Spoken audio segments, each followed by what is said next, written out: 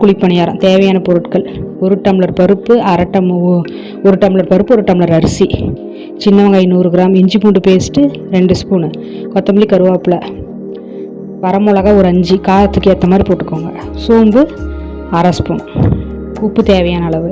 இது 2 மணி நேரம் ஊற வச்சு அரைச்சி வெங்காயத்தையும் ஒன்றும் பதியாக அரைச்சி அதிலே போட்டு பணியார குழியில் ஊற்றணும்.